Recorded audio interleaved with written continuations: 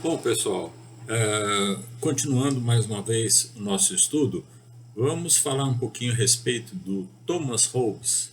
O Hobbes é um filósofo inglês e ele é reconhecido como um dos fundadores da filosofia política e da ciência política modernas. Então, fundador da filosofia política e da ciência política modernas. Olha só a importância do Thomas Hobbes para a nossa disciplina, ciência política e depois filosofia do direito, né? A implicação, ou melhor, teoria do Estado, né? A organização do Estado. Então, o Hobbes ele é um filósofo muito importante no sentido de que ele trabalha com esses elementos, com essas duas áreas, né? A filosofia política e a ciência política modernas. Então vamos entender um pouquinho a respeito do Thomas Hobbes. Bom, embora ele tenha argumentado em favor da monarquia absoluta, Hobbes ajudou a estabelecer vários conceitos importantes para o pensamento liberal europeu moderno, a articular uma teoria detalhada no contrato social. Bom, o Hobbes, basicamente, ele faz a construção de um conceito de contrato que evoluiu ao longo do tempo. E ele aborda isso nas suas obras, deixando de ser então um contrato uma promessa de obediência do cidadão para com a lei. Ele aprimora isso, né, e afirma como uma autorização e uma representação de seus atos ou palavras. Então, aquela questão do contrato social que nós vimos lá em Rousseau, o Thomas Hobbes ele aprimora esses elementos e mencionando que existe uma obediência do cidadão para com esses elementos da lei. Não a lei coercitiva, mas a lei é feita para disciplinar, para também nos dar garantias, nos dar direitos. Então, ele deixa tudo isso escrito em uma das mais importantes obras que nós temos na filosofia, Leviatã. Leviatã trata desses elementos, né, com a criação de um Estado civil que surgem duas novas formas de pensar a liberdade.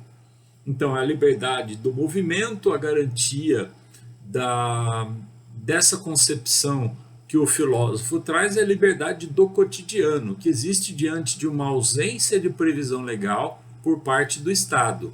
A liberdade de fazer aquilo que for sugerido por sua razão e de acordo com o seu interesse, desde que essas ações não estejam proibidas em lei. Então, ele aprimora essa conceituação de lei, de Estado, de regramento, de contrato.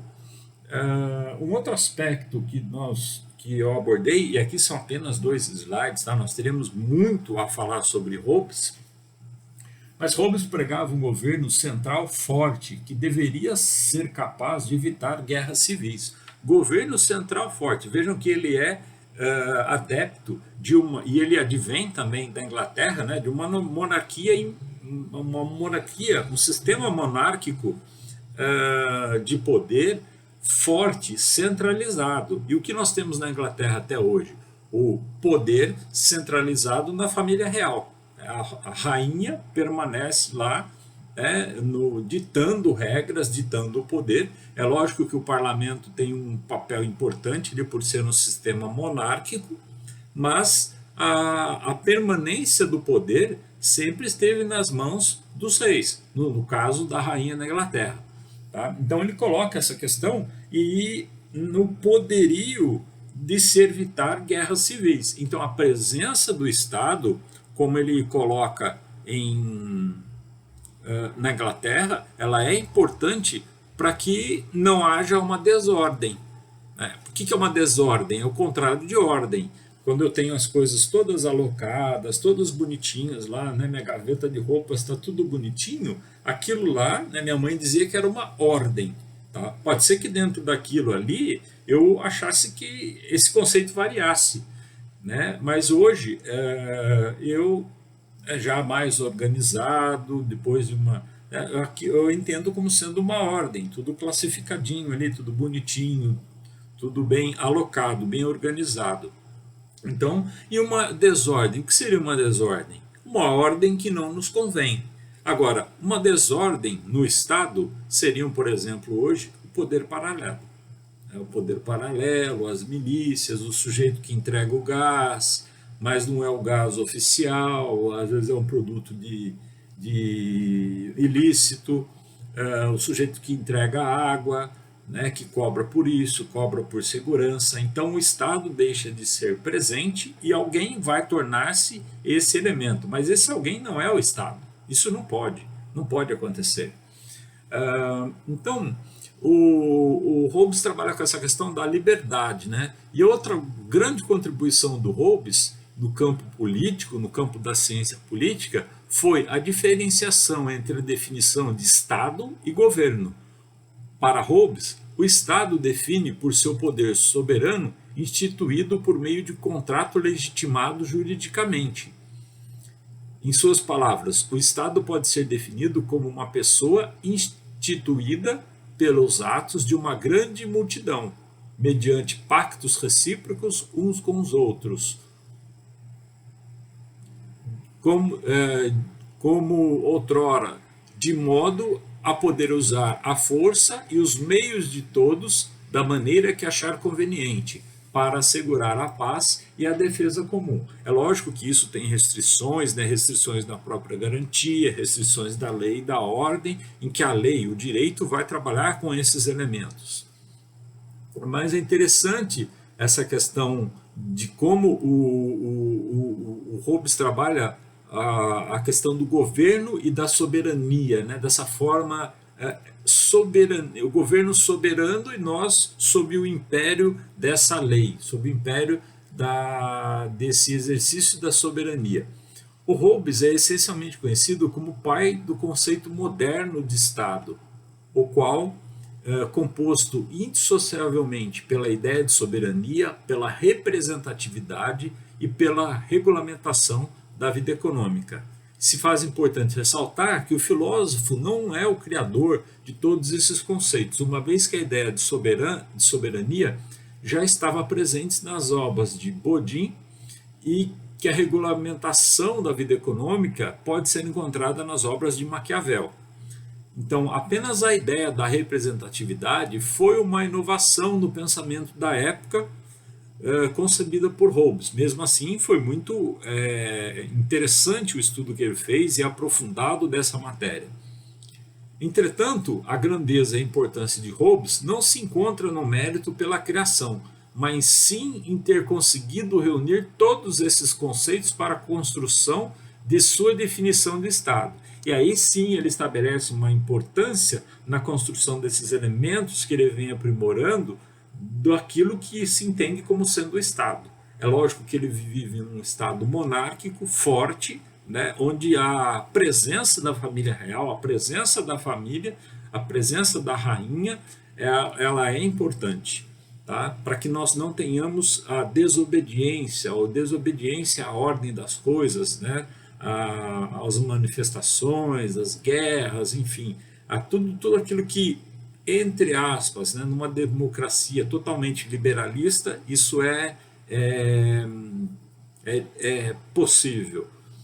Tá? Outro aspecto, né, dessa questão do governo central forte é que historicamente se entende que esta defesa devido ao fato de sua obra Leviatã ter sido escrita durante a Guerra Civil Inglesa. Então, dentro da própria Inglaterra, na época, havia guerra civil e que o governo monárquico não deixava essa guerra civil, repreendia essa guerra civil, simplesmente por sua presença.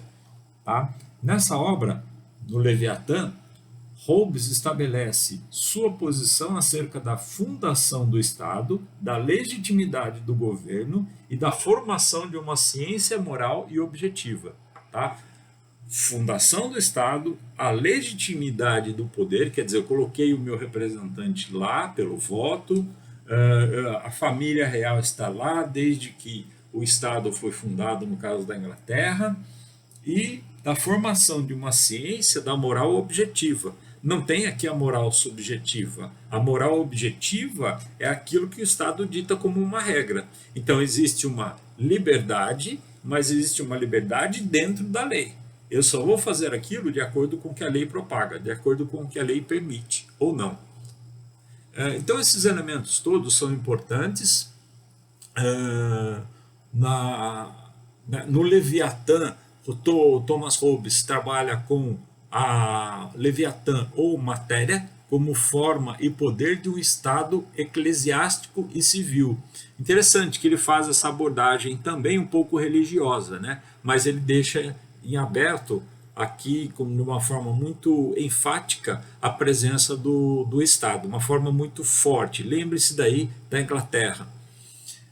Então, nós poderíamos tratar de outros elementos com relação a Hobbes, mas eu me limitei a apenas 2 slides, tá? Poderíamos aprofundar esse estudo em qualquer disciplina, filosofia do direito, introdução ao estudo do direito, ou sociologia mesmo. Os professores pedem para que os alunos façam a leitura de Leviatã. Eu sei que nós não temos tanto tempo, né? A nossa vida é muito corrida, são muitas informações trocadas ao longo do tempo, mas é importante saber que Leviatã retrata essa forma, tá bom? Na sequência, nós veremos outro filósofo que tem uma importância muito destacada dentro do direito. Obrigado, até mais.